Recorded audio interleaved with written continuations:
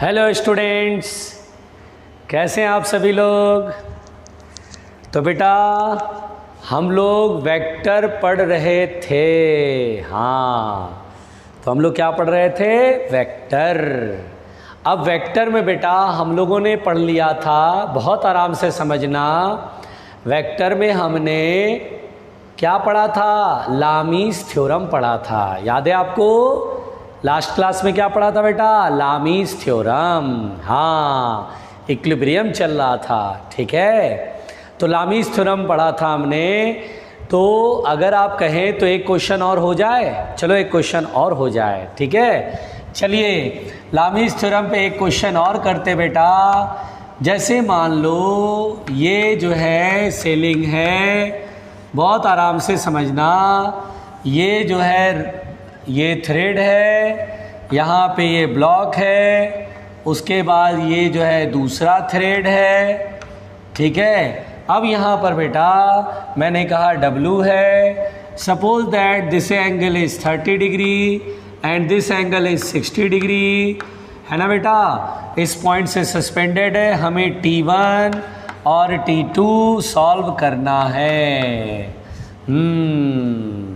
तो क्या करेंगे बेटा? तो हम बोलेंगे इस पॉइंट पर एक तो फोर्स T1 दिख रहा है, एक फोर्स T2 दिख रहा है, और ये वेट W नीचे दिख रहा है। और बोलेंगे बेटा ये पॉइंट इक्विलिब्रियम में है। इक्विलिब्रियम का मतलब नेट फोर्स ज़ीरो, है ना बेटा। इक्विलिब्रियम में नेट फोर्स ज़ीरो। तो देखिए तीन फोर्सेज है और तीनों फोर्स का रिजल्टेंट क्या है? ज़ीरो। सो हम इसे बोलेंगे लामीज़ थ्योरम यहाँ वैलिड होएगा। अब लामीज़ थ्योरम क्या होता है बेटा कि जैसे ये फोर्स है तो इसके सामने अपोजिट एंगल ये चाहिए, ये कितना होएगा भाई?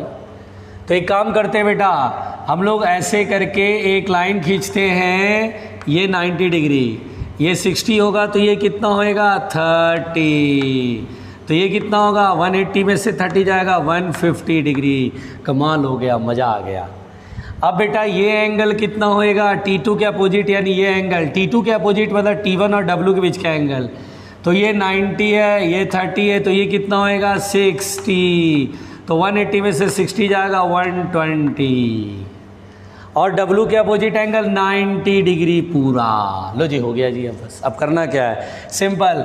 T1 के अपोजिट एंगल 150, तो T1 upon sine 150 degree is equal to T2 के अपोजिट 120, तो साइन 120 इज इक्वल टू, और ये W के opposite sine 90 degree, W upon sine 90 degree. लो जी, हो गया जी। इसमें कुछ नहीं था। अब ये देखो, पहले ये और ये रेशियो इक्वेट कर लेते हैं। साइन 150 डिग्री, देखो मैं मन में सोचूंगा साइन 150 साइन 90 प्लस 60, पहले तो सेकंड क्वाड्रेंट में प्लस आएगा, 90 है तो कॉस 60 डिग्री, कॉस 60 1/2, तो 1/2 is equal to W upon sine 91। तो T1 की वैल्यू हो जाएगा W/2। देखो T1 सॉल्व हो गया। उसके बाद बेटा इसको इक्वेट करेंगे। ये T2 है ना, T2 अपॉन साइन 120, साइन 120, पहले तो सेकंड क्वाड्रेंट में साइन की वैल्यू प्लस में, 90 प्लस 30, साइन 90 प्लस 30, 90 है तो पलट जाएगा कॉस 30, कॉस 30 √3/2।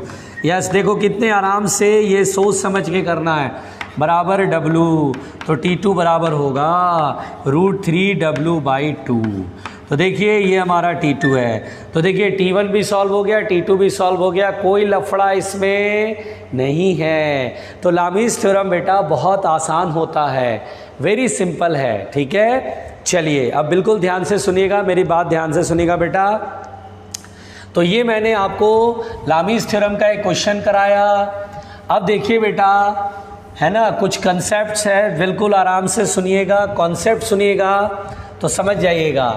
कॉन्सेप्ट में बेटा देखिए सबसे पहली बात, कॉन्सेप्ट्स में सबसे पहली बात, है ना, और कोई भूलेगा नहीं, ये कुछ इंपॉर्टेंट कंसेप्ट्स हैं जो आपके क्वेश्चन को बनाने में हेल्प करेगा।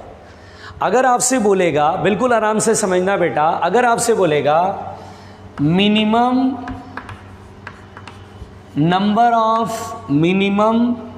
Number of equal forces, minimum number of equal forces to acquire equilibrium,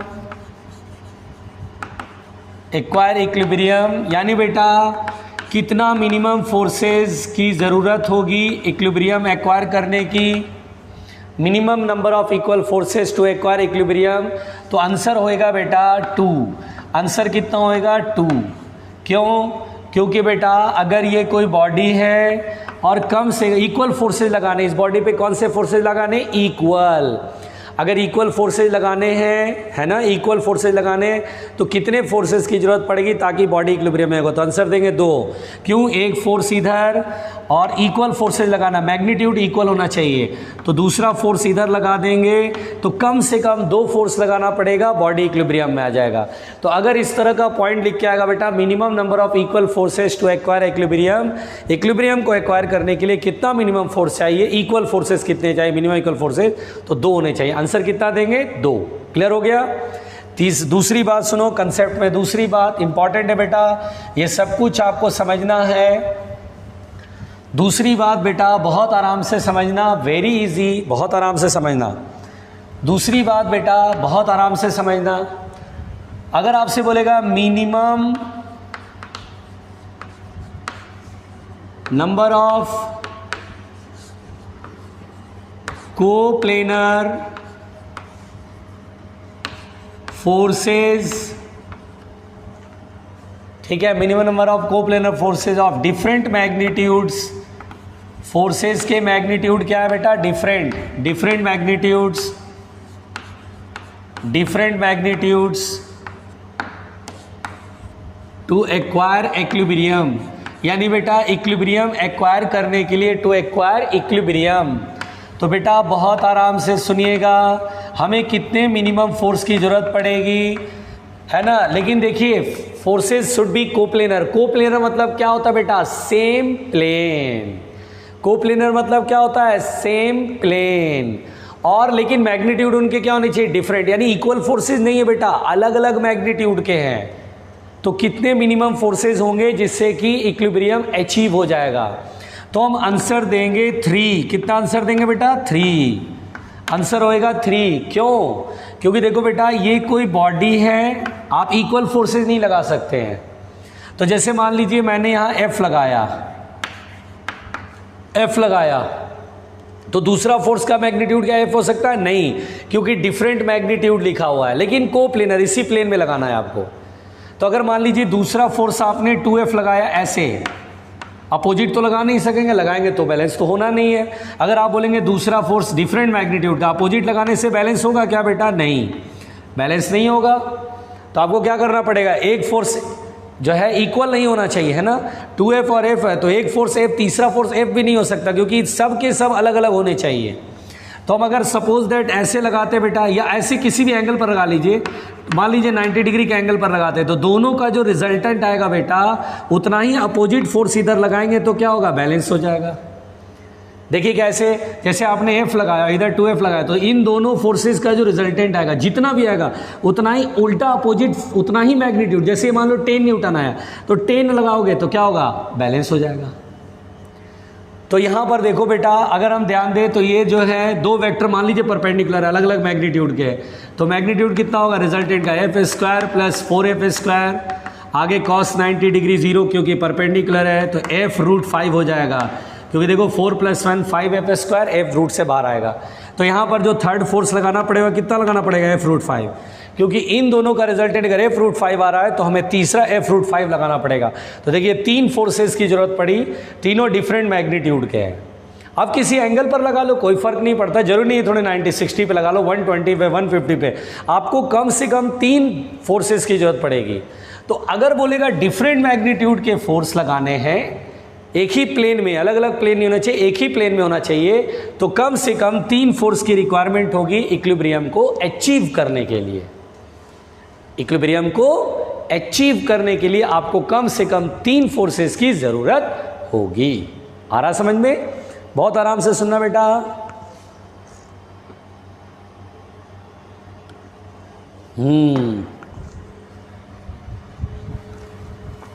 third point सुनो,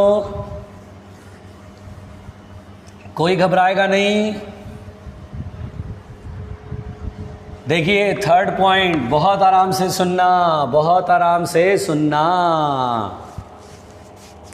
देखिए थर्ड पॉइंट, अगर मान लीजिए बेटा हमारे पास क्वेश्चन हो कि minimum number of non coplanar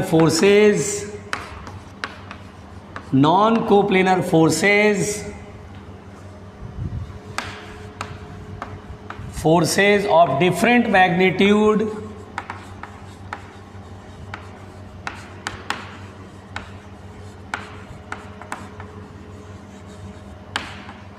required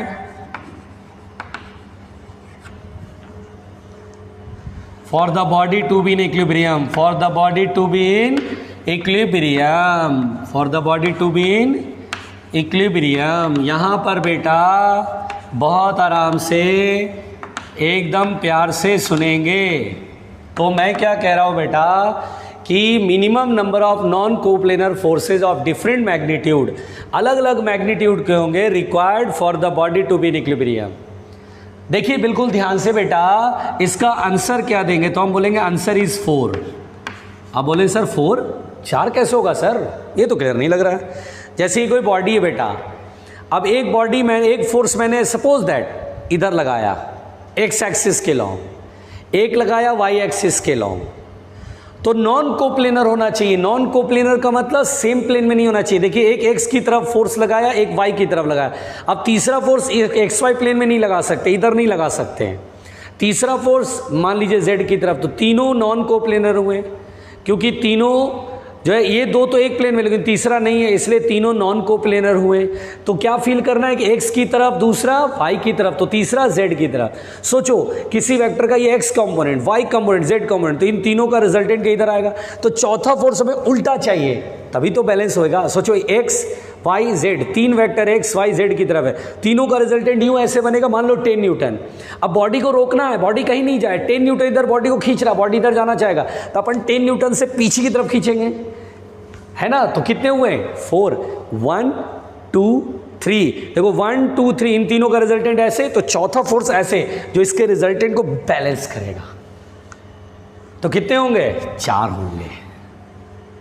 देखो ये फील करना था, ये फील होता है बेटा, ये इसको फील करना है, आराम से समझना, इसको फील करो। अगर फील करोगे तो समझ जाओगे, ठीक है। देखिए बेटा, और देखिए, और भी अब हम क्वेश्चन कराते हैं बेटा, जो पढ़ाया अब उस पर सवाल कराते हैं। आपका प्रोडक्ट ऑफ वेक्टर्स बचा है बस, उसके बाद चैप्टर फिनिश, है ना। मल्टीप्लिकेशन ऑफ वेक्टर्स बचा है बेटा, उसके बाद चैप्टर फिनिश। लेकिन पहले मैं जम के क्वेश्चन कराऊंगा, मिक्स्ड डाउट कराऊंगा, सब कुछ पढ़ाऊंगा, सब क्वेश्चन कराऊंगा। पहले मैं क्वेश्चन कराऊंगा जम करके, परेशान मत होना, पहले जम करके क्वेश्चन करेंगे। देखिए जम करके क्वेश्चन करेंगे, सारे क्वेश्चन आपको करने हैं बेटा। देखिए बिल्कुल ध्यान से सुनिए। अब हम सिर्फ पहले तो क्वेश्चन करेंगे, जितना पढ़े हैं वो क्वेश्चन करेंगे, ठीक है। अब देखिए बेटा, जैसे मान लीजिए अगर मैं आपसे लिखूं a vector plus b vector plus c vector equal to 0। अगर मैंने कहा a vector plus b vector plus c vector equal to 0 है, तो देखिए क्या समझ में आ रहा है? सर इक्विलिब्रियम हुआ, तीन फोर्सेस का रिजल्टेंट 0 हो रहा है। And A is equal to 3, B is equal to 4 and C equal to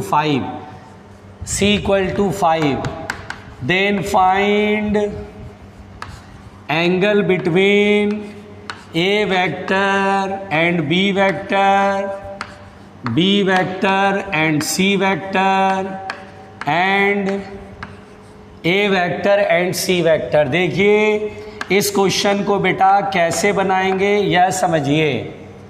तो देखिए A vector plus B vector plus C vector equal to 0 and A equal to 3, B equal to 4 and C equal to 5। Then find angle between A vector and B vector, B vector and C vector and A vector and C vector. तो देखिए इस सवाल को हम कैसे बनाएंगे। इस सवाल को हम बेटा दो तरीके से बना सकते हैं, और इस क्वेश्चन से आपको जो मैंने थ्योरी पढ़ाया वो हो सकता है, जैसे देखिए अभी जो मैंने आपको थ्योरी पढ़ाया कंपोनेंट्स के बाद से यहाँ तक, वो सब बार बार पढ़ना पड़ता है। वेक्टर में ये वाला पोर्शन बच्चे जल्दी भूल जाते हैं, वेक्टर को बार बार पढ़ना, एडिशन इजी था, सब्ट्रैक्शन इजी था, कंपोनेंट से लेके यहाँ तक बहुत जल्दी बच्चे भूल जाते हैं। आपको पूरा दोबारा पढ़ना चाहिए। आज लेक्चर सुनने के बाद सबसे पहले पूरा लिखने के बाद, नोट्स में रफ में रिवाइज करने के बाद फिर पुराना सब पढ़ना, कंप्लीट पढ़ना बेटा, कंप्लीट वेक्टर जितना पढ़ाया पूरा लिख करके नोट्स में एक बार फिर से पढ़ना, रफ कॉपी में दोबारा लिखना है, एक एक थ्योरी समझ के लिखनी है, पूरा करना है बेटा। पॉलीगॉन लॉ ऑफ एडिशन करना है, लामीज थ्योरम पढ़ना है, पॉलीगॉन इक्विलिब्रियम आपको पढ़ना है, इक्विलिब्रियम में जितने पॉइंट्स पढ़ा है वो सब याद होने चाहिए। वो सब 1 2 3 बार करोगे तो क्लियर हो जाएगा। अगर आप ये करेंगे तो मुझे कैसे पता चलेगा, तो आप जैसे ही वीडियो को देखें आप मुझे प्रॉमिस का व्हाट्सएप करेंगे। अगर आप प्रॉमिस का व्हाट्सएप करेंगे तो मैं समझ जाऊंगा कि हाँ इतने बच्चों ने मेरे को प्रॉमिस करा है और ये बच्चे वाकई अच्छे से प्रिपेयर करेंगे, पूरी थ्योरी पूरा क्वेश्चन दोबारा करेंगे। आप करोगे ना, मेरे को प्रॉमिस लिख करके आपको व्हाट्सएप करना है, तभी मैं आपसे कनेक्ट हो पाऊंगा, तभी मुझे अच्छा लगेगा कि हाँ जिन स्टूडेंट्स को मैं देख नहीं पा रहा हूँ, सामने क्लास में नहीं है, लेकिन हाँ वो मुझसे प्रॉपर कम्युनिकेशन बना के रखे हुए हैं क्योंकि उन्होंने मुझे प्रॉमिस किया है, प्रॉमिस का एक व्हाट्सएप रिप्लाई करा है। तो सभी लोग मुझे व्हाट्सएप करेंगे, आपके पास मेरा व्हाट्सएप नंबर है, आप लोग सभी लोग व्हाट्सएप करेंगे, प्रॉमिस लिख करके भेजेंगे, तो मैं समझूंगा कि हाँ मेरे स्टूडेंट्स जो इनको मैं पढ़ा रहा हूँ वो समझ रहे हैं और वो ये काम कर रहे हैं। समझ में आई बात? चलिए ध्यान दीजिएगा बेटा। अब इस क्वेश्चन का सोल्यूशन, तो हम बोलेंगे सर इस क्वेश्चन को 2 तरीके से बनाएंगे। जैसे पहले फर्स्ट मेथड, देखिए फर्स्ट मेथड में आप ये सोचिए बेटा, दिमाग लगाइए बेटा कि सोचिए इन तीनों को फोर्सेस की तरह सोचिए। 3 फोर्सेस लग रहे हैं इक्वल टू 0 है, मतलब तीनों फोर्सेस का रिजल्टेंट जो, जैसे एक बॉडी है, ये सपोज दैट ए वेक्टर है बेटा, ये सपोज दैट बी वेक्टर है और ये सपोज दैट सी वेक्टर है, और इन तीनों का रिजल्टेंट 0 है। ए का मैग्नीट्यूड 3 है, बी का मैग्नीट्यूड 4 है, सी का मैग्नीट्यूड 5 है। मुझसे कह रहा है find the angle between A vector and B vector. A vector और बी वेक्टर के बीच का ये एंगल सॉल्व करो। अब ये वेक्टर, ये वाला एंगल मान लीजिए alpha. How to solve this alpha? तो देखो बेटा कैसे दिमाग लगाएंगे, कॉन्सेप्ट लगाएंगे। अगर इक्विलिब्रियम में है तो इसका मतलब इन दोनों का रिजल्टेंट जो आएगा है ना, सोचेंगे, दिमाग लगाएंगे कि इन दोनों के बीच का एंगल बताना है, तो हम बोलेंगे इन दोनों का जो रिजल्टेंट आएगा, इन दोनों का जो रिजल्टेंट आएगा वो रिजल्टेंट निश्चित रूप से इसको बैलेंस करेगा, तभी तो इक्विलिब्रियम में होगा, क्योंकि इन दोनों का जो रिजल्टेंट होएगा वो तीसरा इसको बैलेंस करेगा। तो देखिए इन दोनों का जो रिजल्टेंट होएगा वो इसको बैलेंस करेगा, है ना, बहुत सिंपल है बेटा। इन दोनों का जो रिजल्टेंट होगा वो इसको बैलेंस करेगा, तो बॉडी ना ऊपर जाएगा ना नीचे जाएगा। तो चलिए इन दोनों के बीच का एंगल मैंने क्या एज्यूम करा बेटा, अल्फा। तो इन दोनों का रिजल्टेंट लिखिए, और इन दोनों का जो रिजल्टेंट होगा वो किसके बराबर होगा, सी के इक्वल होगा। सी की वैल्यू है 5। स्क्वायर कर लें तो आर स्क्वायर, ए स्क्वायर की value 3 square 9, 4 square 16 plus 2 3 into 4 cos alpha is equal to, square कर दिया तो 5 का स्क्वायर 25, 16 प्लस 9 25, ये कैंसिल आउट हो गया, 3 2 जा 6 plus 6 into 4 24, cos alpha equal to 0, cos alpha is equal to 0/24 यानी 0, और कॉस अल्फा 0 मतलब अल्फा 90 डिग्री, कॉस 90 डिग्री ही 0 होता है। तो देखिए ये 90 डिग्री का एंगल होगा, यानी ए वेक्टर और बी वेक्टर बीच का एंगल 90 डिग्री, बात खत्म। अब मुझसे कह रहा है कि आप बी और सी के बीच का एंगल, बी ये है सी है, बीटा एंगल मान लीजिए बेटा। अगर मुझे ये एंगल बताना है तो वेरी सिंपल, अगर मुझे ये एंगल तो पता चल गया, अब ये एंगल बताना है। ये एंगल बताने के लिए हम क्यों ना ऐसा करें, लामीज थ्योरम लगा दे। अब मैं रिजल्टेंट का चक्कर ही नहीं पाल रहा हूँ, अब तो मैं बहुत आराम से बोलूँगा सर लामीज थ्योरम लगा दो। अच्छा लामीज थ्योरम कैसे लगा भाई? सर तो लामीज थ्योरम बहुत सिंपल है, देखो सर अब इसको मिटा दो, इन दोनों का रिजल्टेंट देख लिया, बोलेंगे अल्फा मालूम है, अल्फा के अपोजिट ये वाला फोर्स है, तो बोलेंगे 5/sin अल्फा, और ये एंगल बताना है तो इसके अपोजिट ये फोर्स 3/sin बीटा इक्वल होगा। तो अपन यहाँ पर आने के बाद देखो बेटा, बहुत आराम से सुनना, बहुत आराम से सुनना। आप यहाँ पर लामीज़ थ्योरम बना लीजिए। देखिए 5 अपॉन साइन अल्फ़ा, और साइन अल्फ़ा में अल्फ़ा कितना बेटा 90 डिग्री, लो by 90 degree is equal to 3 upon sine beta. Smart calculation है ना। पहले नहीं लगा सकते थे क्योंकि एंगल नहीं पता, तो लामीज़ थ्योरम डायरेक्ट नहीं लगता, पहले कोई एंगल तो पता हो। ये एंगल देखो निकाल ले, इन दोनों का रिजल्टेंट इसके इक्वल कर लिया, अल्फ़ा निकल गया। अब ये एंगल निकला तो ये एंगल लामीज़ थ्योरम से निकाल लेंगे। तो sine 90 degree 1 upon 3 sine beta is equal to 3 upon 5, और साइन बीटा 3/5, ओहो, तो बीटा इक्वल टू 37 डिग्री, क्योंकि 37 साइन 37 3/5 होता है। तो बोलेंगे सर ये 37 डिग्री हो गया। और ये एंगल कैसे निकालोगे, तो 360 में से 90 और 37 घटा दो तो ये एंगल निकल गया। देखो 360 में से 90 और 37 घटाना, 90 और 37 कितना होगा, 90 और 37 ऐड कर लो तो 7 और 9 3 12 127 डिग्री घटा लो, 127 डिग्री। 10 में से 7 गया 3, 4 में से 2 गया 2, 5 में से 2 गया 3, और 3 में से 1 गया 233 डिग्री। सिंपल सी बात है, हम बोलेंगे 233 डिग्री ये, 90 डिग्री ये, एंड 37 डिग्री ये। लो भाई क्वेश्चन सॉल्व।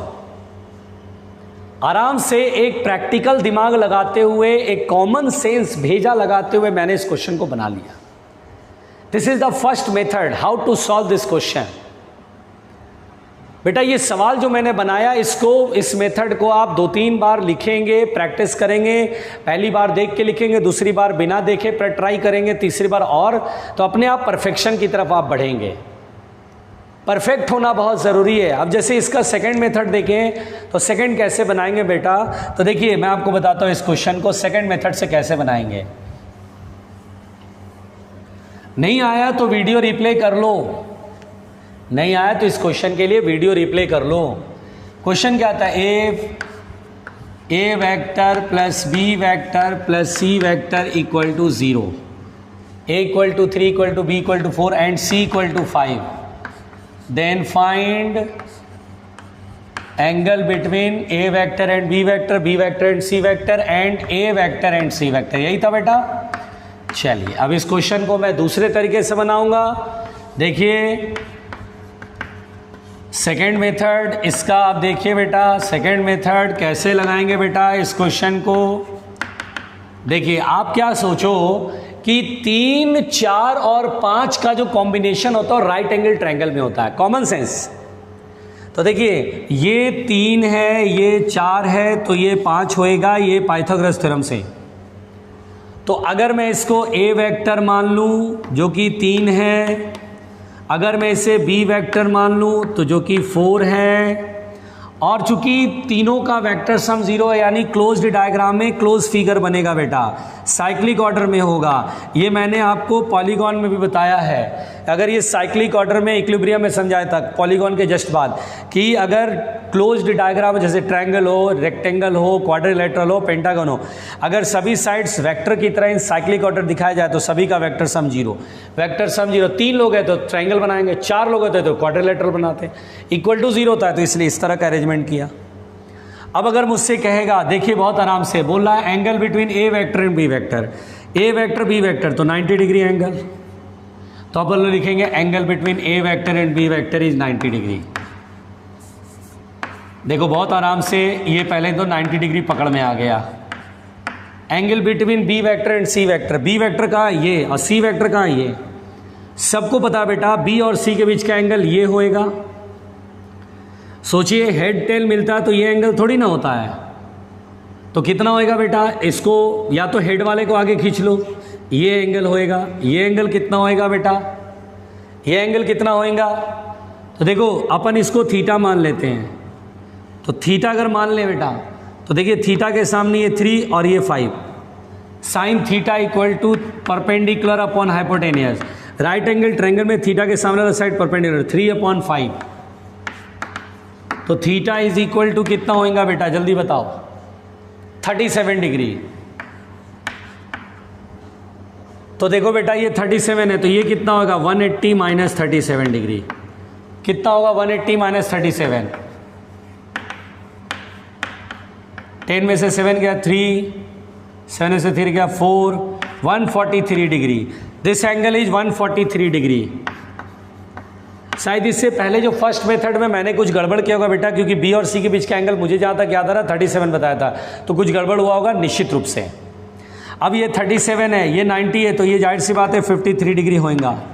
तो ए और सी के बीच का एंगल ये होएगा बेटा। 180 में से 37 डिग्री 53 डिग्री घटा देंगे, तो 180 में से 53 डिग्री सब्ट्रैक्ट करेंगे। 10 में से 3 जाएगा 7, और यहाँ 7 में से 5 गया 2, 127 डिग्री एंगल होएगा।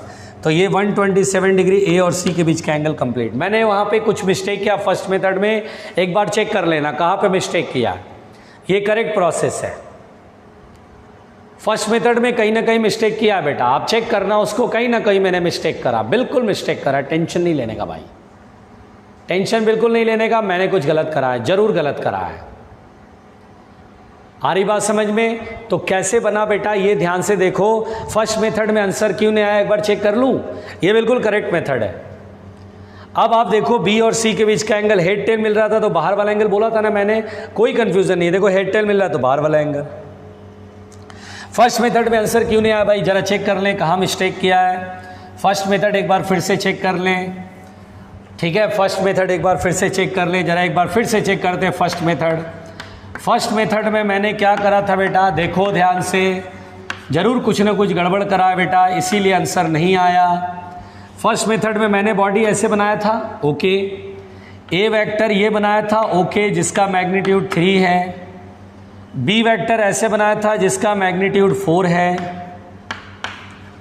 और सी वेक्टर ऐसे बनाया था जिसका मैग्नीट्यूड 5 है, ओके। मैंने बोला था इन दोनों के बीच का जो रिजल्टेंट होएगा वो सी को बैलेंस करेगा। ये तो 90 डिग्री आ गया था बेटा, जो कि हमारा ए और बी के बीच का एंगल इस सेकंड मेथड में भी 90 डिग्री आया था।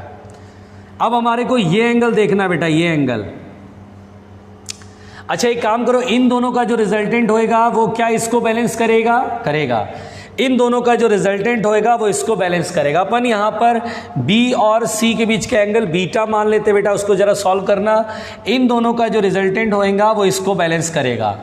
तो इन दोनों का जो रिजल्टेंट उसके R लिखें, and R should be balanced by 3, ठीक है। स्क्वायर करेंगे तो R स्क्वायर होएगा, और R स्क्वायर यानी कि इन दोनों का रिजल्टेंट का जो फार्मूला होगा B स्क्वायर, यानी 4 का स्क्वायर 16 प्लस फिर ये 5 का square 25 plus 2 into 4 into 5 cos beta is equal to 3 का स्क्वायर 9। परेशान नहीं होना, 4 2 जा 8 5 जा 40, 40 cos beta is equal to 9 minus 16 minus 25। तो cos beta is equal to होएगा माइनस, देखिए बेटा 16 और 25 ऐड करेंगे 16 और 25, तो कितना आएगा 41 में से 9 घटाएंगे तो कितना आएगा 32 माइनस के साथ, तो माइनस 32 अपॉन 40। काटा पीटी शुरू करूं तो देखो बेटा 8 4 जा 32, 8 5 जा 40, माइनस 4/5। ओहो, नेगेटिव साइन तो सेकंड क्वाड्रेंट में होता। हाँ ये एंगल 37 नहीं होएगा, 37 बताया था ना, गलत था। हाँ क्योंकि देखो ना बेटा कॉस बीटा माइनस में आ रहा है। क्या आपको पता है, मैंने ट्रिग्नोमेट्री में पढ़ाया था, यहाँ पर कॉस और फर्स्ट क्वाड्रेंट में सभी पॉजिटिव होते हैं, सेकंड क्वाड्रेंट में कॉस नेगेटिव होता है, यानी सेकंड क्वाड्रेंट का एंगल होगा यहाँ 37 डिग्री नहीं होगा। ये गलती हो गई थी मेरे से, मैंने डायरेक्ट लामीज थ्योरम बना करके, याद है लामीज थ्योरम से मैंने 37 बताया था, जो कि गलत है। यहाँ पर बेटा सेकंड क्वाड्रेंट का एंगल होएगा। आ रहा समझ में, सेकंड क्वाड्रेंट का एंगल होएगा कॉस बीटा माइनस 4/5। अब आप बोलेंगे सर कितना होएगा, तो हम बोलेंगे देखो कैसे बनाएंगे, तो देखो कॉस बीटा माइनस 4/5, जैसे यहाँ से 37 डिग्री चलते हैं तो कॉस की वैल्यू कितना आता है 4/5 आता है। उसी तरह यहाँ पर बेटा 37 डिग्री इधर चलेंगे तो कॉस की वैल्यू 4/5, लेकिन माइनस में, तो ये एंगल बताना होगा, ये 37 है, 180 में से 37 घटाना होगा, और 180 में से 37 घटाएंगे तो याद है कितना रहा था 143। इसीलिए बेटा बीटा की वैल्यू 143 डिग्री आएगा।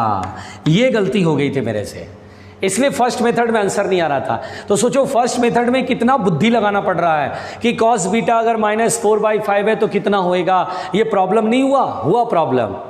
तो हम इतना क्यों करें, हम इतना नहीं करना चाहते हैं, इसलिए मैंने आपको सेकंड मेथड समझाया। Second method is the perfect method कि आप इसका डायग्राम बना लो, ट्रायंगल बना लो, बात खत्म।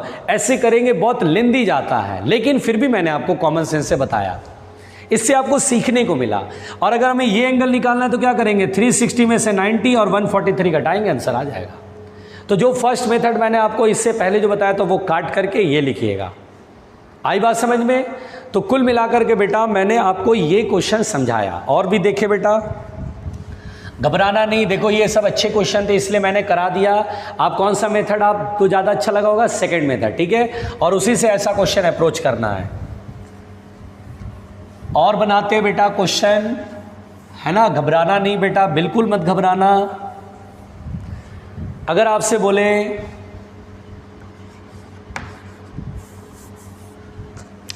नेक्स्ट क्वेश्चन, बिल्कुल ध्यान से सुनना बेटा, सब मिक्सअप करा रहे हैं, अब क्वेश्चन में मिक्स कराऊंगा। क्वेश्चन में क्या कराऊंगा, मिक्स कराऊंगा, परेशान मत होना। अब जैसे मान लीजिए एक बॉडी सर्कुलर पाथ पे घूम रहा है, ओके, ठीक है, सर्कल में घूम रहा है। पहले ये बॉडी ए पर था, घूम करके बी पर आ गया, ओके। तो फाइंड द डिस्प्लेसमेंट, ये थीटा एंगल है और सर्कल का रेडियस आर है। तो बोलता है यहाँ से ऐसे गया, find the magnitude of displacement, find the magnitude of displacement, find the magnitude of displacement. देखो बेटा, देखिए displacement, find the magnitude of displacement. देखो बेटा, अगर मुझे डिस्प्लेसमेंट कहेगा, डिस्प्लेसमेंट का मतलब क्या होता है, डिस्प्लेसमेंट और इनिशियल ये, फाइनल ये, तो इनिशियल और फाइनल के बीच का shortage distance is called displacement. तो देखो बेटा, अगर आप वेक्टर मेथड लगाओगे तो लंबा जाएगा, आसानी से बनाना चाहते हो तो लेटेस्ट द डिस्प्लेसमेंट का मैग्नीट्यूड ऐसे है। तो अगर मेरे से पूछता है तो मैं यहाँ से ऐसे अगर इस पर ड्रॉ करूँगा तो ये 90 डिग्री आ जाएगा। ये एंगल हाफ डिवाइड होगा, θ/2 और ये S/2। तो देखिए राइट एंगल ट्रायंगल में थीटा के सामने परपेंडिकुलर कितना है, S/2, और हाइपोटेनस कितना है, R। तो बहुत शॉर्टकट में बना दिया मैंने इस क्वेश्चन। ऐसा क्वेश्चन आता है तो हम बोलेंगे सर परपेंडिकुलर हाइपोटेनस में रिलेशन साइन बताता है, sine θ/2 is equal to perpendicular upon hypotenuse S/2 upon hypotenuse R। We have to solve S, तो S इज इक्वल टू होगा 2R sine θ/2। We have the answer. Simple कहानी। तो अगर मैं ये क्वेश्चन आपको अगर कभी आपको मिलेगा तो ऑब्वियस सी बात है आप इसे अटैम्प्ट कर लेंगे, आराम से अटैम्प्ट करेंगे कैसे मैंने बनाया, है ना। देखो इस क्वेश्चन को आराम से समझो बेटा, ये क्वेश्चन लेंदी भी हो सकता था, आप इसका सॉल्यूशन लेंदी भी कर सकते थे। कैसे कि सर ये पहले यहाँ था तो ऐसे वेक्टर खींचा, फिर ये यहाँ से यहाँ आया ऐसे, फिर ये वेक्टर ऐसे, 3 वेक्टर ट्रायंगल लॉ लगा के फिर बनाते, बहुत लफड़ा जाता। अपना सीधा यहाँ परपेंडिकुलर ड्रॉ किया, फटाक से डिस्प्लेसमेंट सॉल्व होके आ गया। ठीक, चलिए और बनाते बेटा, टेंशन नहीं लेने का। और क्वेश्चन बनाते हैं जिससे आपको थोड़ा सा अच्छा फील होएगा, डरना नहीं बिल्कुल। अब मान लीजिए बेटा, find the vector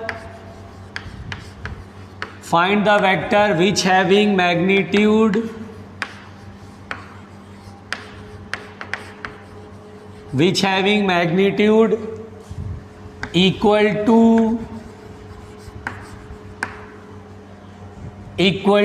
I cap plus j cap plus 2k cap and direction is parallel to, बहुत आराम से सुनना, डायरेक्शन इज पैरेलल टू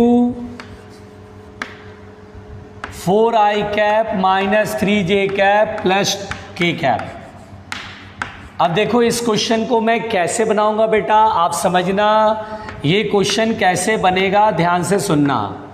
क्या बोल रहा है, फाइंड द वेक्टर, वो वेक्टर पता करो, विच मैग्नीट्यूड, जिसका मैग्नीट्यूड इक्वल टू इसके मैग्नीट्यूड के इक्वल है ना बेटा। इसका जो मैग्नीट्यूड होएगा उतना ही मैग्नीट्यूड इस वेक्टर का होगा। तो इसका मैग्नीट्यूड, मान लो वेक्टर ए वेक्टर है, तो ए वेक्टर का मैग्नीट्यूड इसके इक्वल होगा। मैग्नीट्यूड कितना होता है बेटा? अंडर रूट आई की कोफिशिएंट 1 का स्क्वायर 1, जे की कोफिशिएंट 1 का स्क्वायर 1, के की कोफिशिएंट 2 का स्क्वायर 4, दैट इज रूट 6।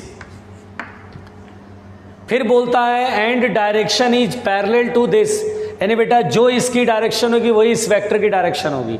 और इसकी डायरेक्शन कैसे निकालते हैं? यूनिट वेक्टर से। तो a cap unit vector, unit vector कैसे निकालते हैं? वेक्टर में उसी के मैग्नीट्यूड से डिवाइड करते हैं। पहले ये वेक्टर लिखते हैं बेटा 4i cap minus 3j cap plus k cap, और इसके मैग्नीट्यूड से डिवाइड कर लो। अंडर रूट 4 का स्क्वायर 16, 3 का स्क्वायर 9 प्लस 1। तो देखिए 4i cap minus 3j cap plus k cap upon, और ये देखिए 16 प्लस 9 25 प्लस 1 26। तो देखिए ये जो वेक्टर है उसका मैग्नीट्यूड ये है, और इसकी जो डायरेक्शन है वो इसकी डायरेक्शन में। डायरेक्शन का मतलब यूनिट वेक्टर फाइंड करना है, क्योंकि यूनिट वेक्टर में केवल डायरेक्शन होता है। कभी भी किसी वेक्टर का डायरेक्शन फाइंड करने को बोले तो यूनिट वेक्टर लिख देते हैं। तो यूनिट वेक्टर का डेफिनेशन क्या है? वेक्टर में उसी के मैग्नीट्यूड से डिवाइड कर दो। ये क्या आ गया? डायरेक्शन। तो हम उस वेक्टर को बोलेंगे सर वो वेक्टर जो है उसका मैग्नीट्यूड √6 है, और डायरेक्शन सर ये है 4i cap minus 3j cap plus k cap upon √26। लो जी, हो गया जी वेक्टर। आ गई बात समझ में? तो इस तरह से बेटा आज मैंने आपको पढ़ाया, जितना पढ़ाया सारे क्वेश्चन करना, कल फिर क्वेश्चन कराऊंगा। ओके, आज के लिए थैंक यू।